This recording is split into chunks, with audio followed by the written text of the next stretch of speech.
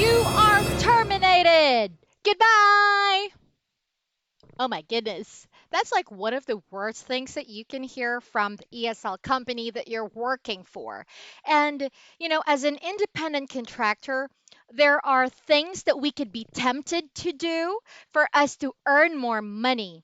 And thing is, for many ESL companies, they have zero tolerance policies. It means that, when you get caught doing any of these, most likely they're gonna like give you a final warning letter if they're kind enough, or worst case scenario, they're just going to immediately say goodbye to you. Thank you so much, and we hope to never see you again.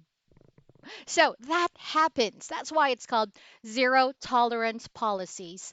That's why for this video, I'll be sharing with you the most common ZTs or zero tolerance policies in most ESL companies. If you would like to take good care of your job, stay there for the longest time, you're happy with your salary, you know, it's best that you know these policies by heart because if you commit these errors, may it be intentional or unintentional, then I'm sorry, you are and you will be terminated.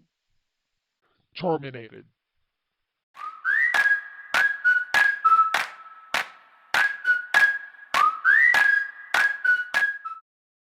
Zero tolerance, number one, would be providing your contact information, your contact number, your WeChat details, your email address. It's a big no no. You know why? Because honestly, teachers do this for the purpose of, booking a class with the student um, on their own. It means that you're going to be getting classes from the student, but they are not booked by the company you're working for. And you will be paid more, most likely because for like standalone ESL teachers they do get paid more because they don't have a company that manages them. But again, the downside is you may have students sometimes, you may not have students sometimes. But when you are with an ESL company, you have like a steady flow of students. So it's really up to you if you want to be like totally independent from an ESL company. But if you choose to be with an ESL company, one of the gravest things that you could do would be to provide your contact details. It's just, it's like deceiving your company. It's like doing ninja moves. You know what we Filipinos call it ninja moves when you do something that's wrong and you try to conceal it. It's called a ninja moves or the moves. So make sure we don't do this. If the student insists to ask for your contact information, refuse politely. You could say, I really want to be able to give you my email address or my contact information, but we have a company policy that we are not allowed to provide any contact information. However, please feel free to book my classes because I would love to be your teacher again. You see, there was so much talking, but the whole point is I cannot and will not give you my contact information.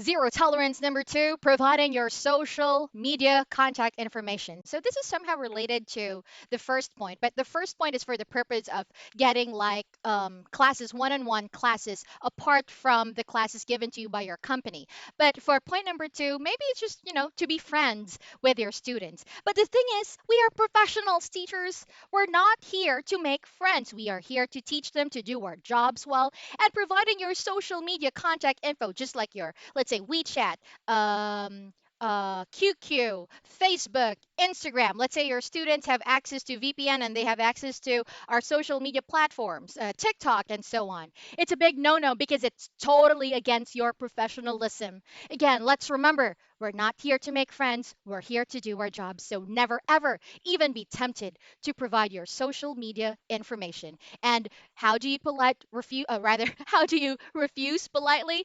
Just like the previous point, you gotta do it that way. Zero tolerance, number three, talking about taboo politics, sex, religion, big no no. Not only in ESL companies, but in every company that I've worked for, these are always like a part of the ZTs or the tolerance policy, because these are topics that are subject to different opinions, and it could just create like an argument between you and the student. So let's say the student asks you about your religion, about your gender preference, or what you think about their president, what you think about this policy, and so on. You could just politely say, I really want to be able to talk about those topics, but in our company, it's considered taboo, and we cannot talk about that, or else I might lose my job. You could say it, as straightforward as that. Or you could just say it this way: oh, I want to talk about that, but we have a company policy that we cannot talk about that. But we can talk about something else. Maybe you could tell me about your favorite food. What food do you like? You see, it was quite smooth, but if you're really going to dig deeper into it, I basically said, I refuse to talk about that.